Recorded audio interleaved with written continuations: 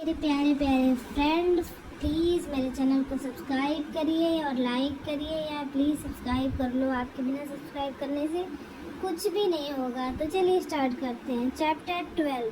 बहुत दर्द हो रहा है क्या? मुंबई, रात का वक्त। वहीं उसी मार्केट से थोड़ी दूर पर बने हुए छोटे से पार्क में एक लड़का सिर झुकाए झूले की चैन को मजबूती से पकड़े हुए बैठा हुआ था। चारों तरफ अंधेरा होने की वजह से उसका शरीर बुरी तरीके से कांप रहा था। डर की वजह से वो खुद में सिमटते हुए अपनी नीली आंखों से निकल रहे आंसुओं को साफ करते हुए बोलता है, ये सब उनकी वजह से हुआ है। ना वो मुझे जबरदस्ती अपने पास रखते, ना मैं बिला से भागता, ना मेरे साथ ये सब होता।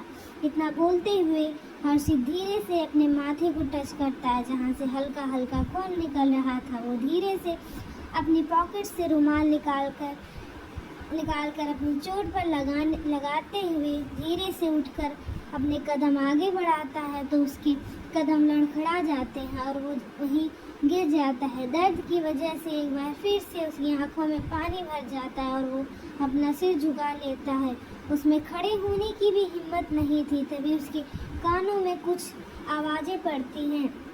हर्षित सिर उठाकर सामने देखता है तो सामने से काफ़ी सारे बॉडीगार्ड ब्लैक यूनिफॉर्म पहने, हाथों में राइफल लिए उसकी तरफ आ रहे थे।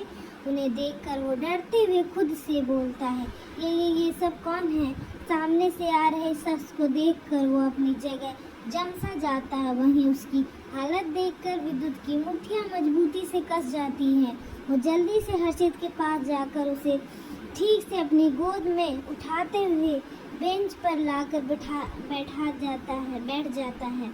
उसके कपड़े और उसकी चोट देखकर विद्युत का चेहरा सर्द हो जाता है और वो अपनी ठंडी नज़र से हर्षित की तरफ देखते हुए धीरे से इसके सिर को सहलाता है। तो हर्षित अपनी आंसू भरी नज़रों से उसकी तरफ उसे मजबूती से गले लगा लेता है। जब जाकर विद्युत को कहीं सुकून का एहसास होता है, वो धीरे से हर्षित के माथे को चूमते हुए उसके सिर को सहलाते हुए बोलता है, शिशु शांत हो जाओ, कुछ नहीं हुआ है। उसकी बात सुनकर हर्षित की पकड़ उस पर और मजबूत हो जाती है और वो उसकी गर्दन में अपना चेहरा छुपाते हुए सिसकने लगता है। रात की वजह से वहाँ का माहौल काफ़ी ठंड था, जिस वजह से विद्युत अपने ओवरकोट को उतारते हुए उससे हर्षित को अच्छे से कवर कर देता है। कुछ देर पहले विद्युत के चेहरे की सर्द एक्सप्रेशन हर्षित के गले लगाने से काफ़ी हद तक नॉर्मल हो चुकी थी। विद्युत हर्षित के छोटे चेहरे को अपने हाथ में भरते हुए बोलता है, चुप हो जाओ, रोना बंद करो, मैं तुम्हें ऐसे नहीं देख सकता। और ये क्या हालत बना ली है तुमने अपना? इतना बोलते हुए उसकी आंखें वापस से सर्द हो जाती है। विद्युत की सर्द आवाज़ सुनकर डर की वजह से हर्षित की पकड़ उसकी शर्ट पर मजबूत हो जाती है। तभी विद्युत महसूस करता है कि उसका शरीर कांप रहा था और उसके सुबकने की आवाज़ अभी तक विद्युत के कानों में पड़ रही थी। विद्युत उसे अपने सीने से लगाते हुए उसकी बैक को रब करते हुए बोलता है, baby calm down, why is your body shaking so much? इतना बोलते हुए विद्युत हर्षित को कमर से अच्छे से होल्ड करते हुए उसे अपनी बाहों में भर लेता है।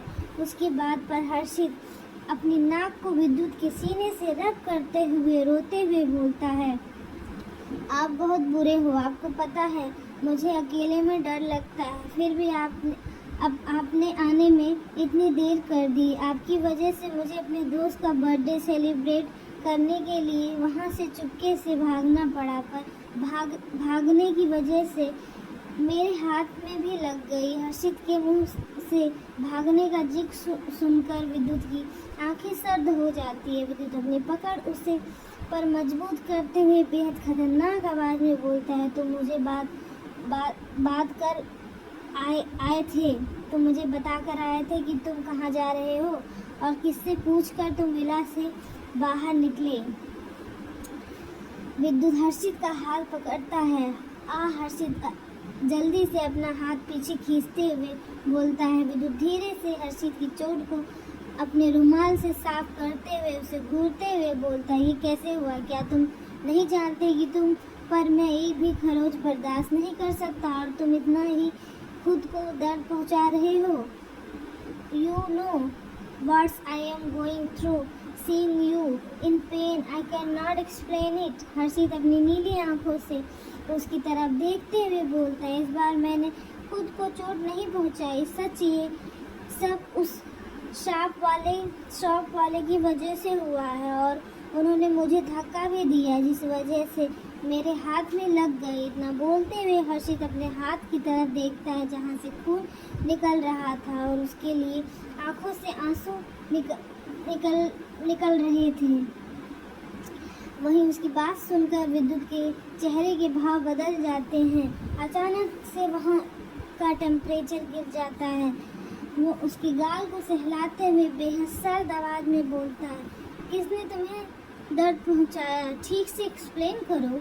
हर्षित अपनी मासूम भरी नज़रों से उसकी तरफ देखते हुए बोलता है, आपको पता है मैंने डिनर भी नहीं किया और अब मुझे बहुत जोरों की भूख लगी है। हर्षित की बात पर विद्युत उसके आंसुओं को साफ करते हुए बोलता है, अच्छा रोना बंद करो, मैं अभी तुम्हारे लिए कुछ मंगवाता हूँ, पहले तुम पानी पी लो। इतना बोलकर विद्युत हर्षित को पानी पिलाता है।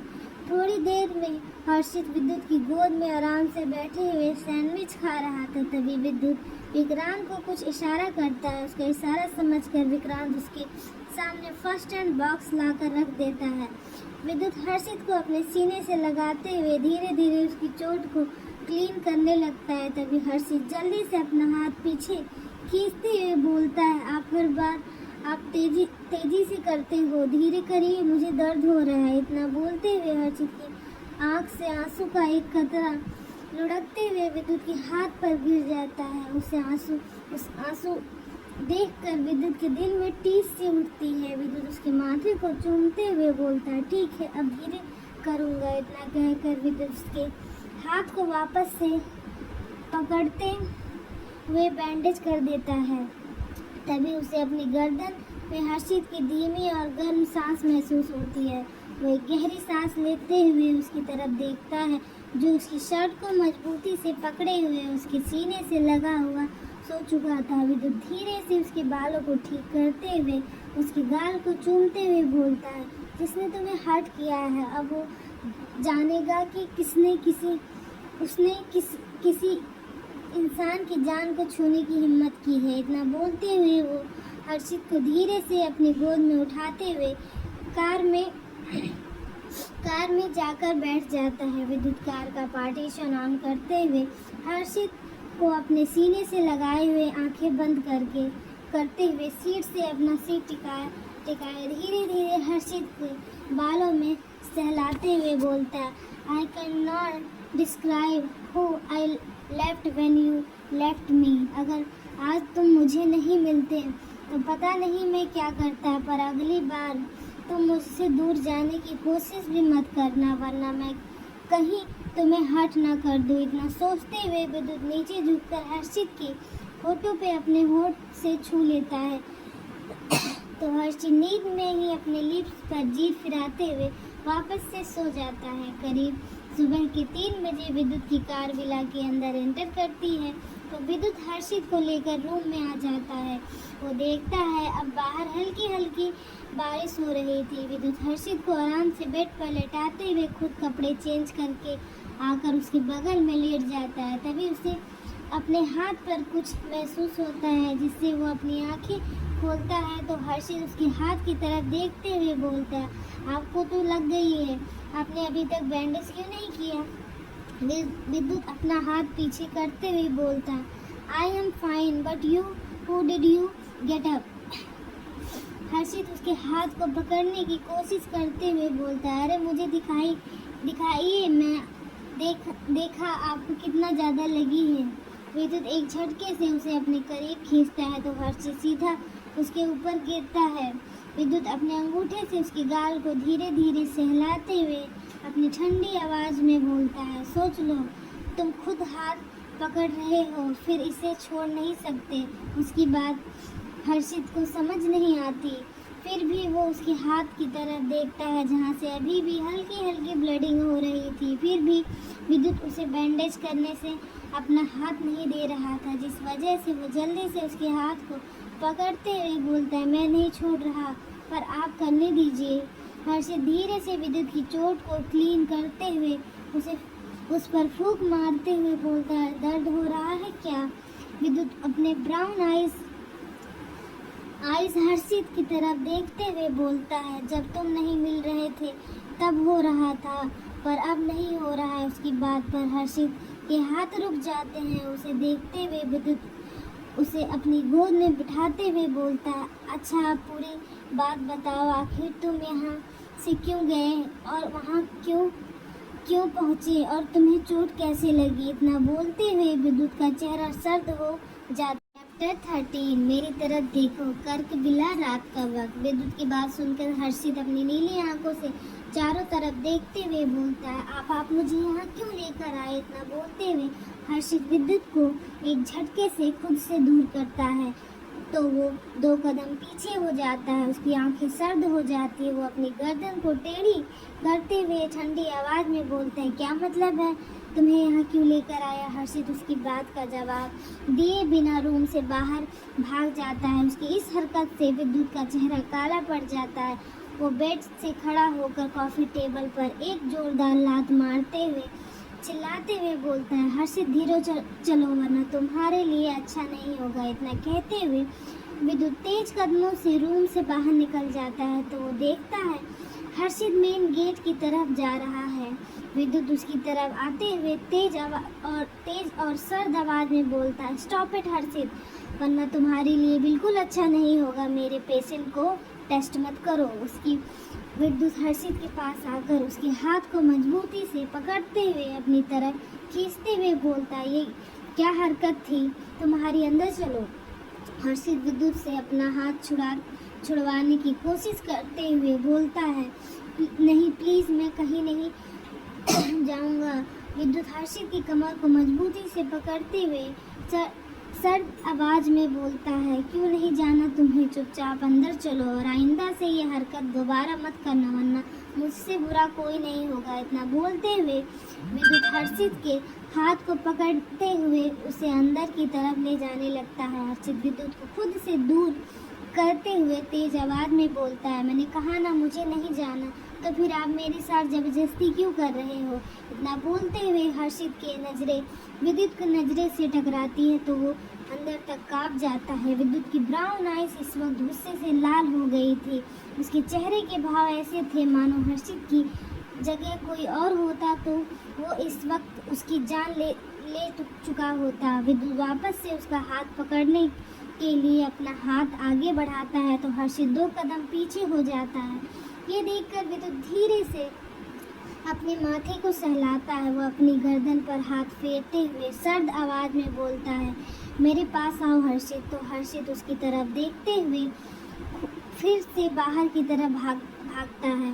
उससे पहले ही विद्युत उसे कमर से मजबूती से पकड़ते हुए उसे खुद से सटाकर उसके जबड़े को मजबूती से पकड़ते हुए गुस्से से दांत पीसते हुए बोलता है, मेरी बातों को नज़रअंदाज करने का अंजाम जानते हो तुम? इतना बोलते हुए उसकी पकड़ हर्षित के जबड़े पर मजबूत हो जाती है तो दर्द की वजह से हर्षित की आंखों से आंसू आने लगते हैं और वो मजबूती से अपनी आंखें बंद कर लेता है। उसके आंसू देखकर विद्युत धीरे से उसके माथे से अपना माथा टच करते हुए बोलता है, मेरी तरफ देखो। लेकिन हर्षित उसकी तरफ ना देखते हुए अपना सिर झुका लेता है। उसकी इस हरकत पर विद्युत एक जोरदार पंच वॉल पर मारता है जिससे हर्षित सहम जाता है। इस वक्त उसे विद्युत से कितना डर लग रहा था ये तो बस वही जानता है। विद्युत उसके चेहरे को पकड़ते हुए बेहद खतरनाक आवाज में बोलता है, जब मैं तुम्हारी आंखों में देख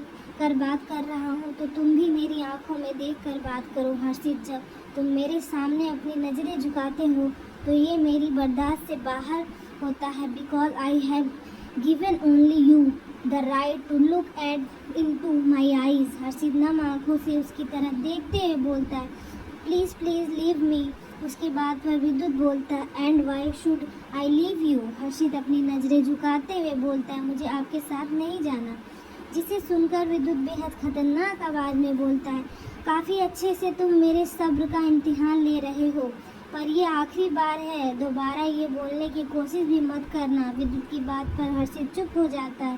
तभी अचानक से वहाँ काफ़ी तेज बारिश होने लगती है। विद्युत हर्षित को कमर से पकड़ते हुए एक झटके से अपनी तरफ खींचता है तो हर्षित का सिर सीधा जाकर उसके सीने से लगता है। विद्युत की बालों से टपक रहा पानी हर्षित की बंद आंखों पर गिर रहा था। विद्युत वहां पर खड़े हुए सभी बॉडी गार्ड की तरफ देखते हुए बिना किसी भाव से बोलता है, एवरीवन लीव। उसकी बात पर सभी बॉडीगार्ड अपना सिर झुकाते हुए चुपचाप वहां से चले जाते हैं। विद्युत हर्षित को कमर से पकड़ते हुए ऊपर बिठाता है तो ना चाहते हुए हर्षित अपने दोनों पैर उसकी कमर के चारों तरफ लपेट देता है। विद्युत हर्षित को कार की बोनट पर बिठाते हुए उसकी कमर पर अपने पकड़ कसते हुए उसके चेहरे के करीब जाकर हर्षित की ठोड़ी को धीरे से ऊपर करते हुए अपनी कोल्ड वॉइस में बोलता है, तुम्हारी मेरे साथ रहने की मर्जी है या नहीं, इससे मुझे कोई फर्क नहीं पड़ता, पर आइंदा से तुम मेरे बिना परमिशन के इस विला से बाहर कदम मत रखना, वरना अगली बार जो होगा शायद ही वो तुम बर्दाश्त कर पाओगे।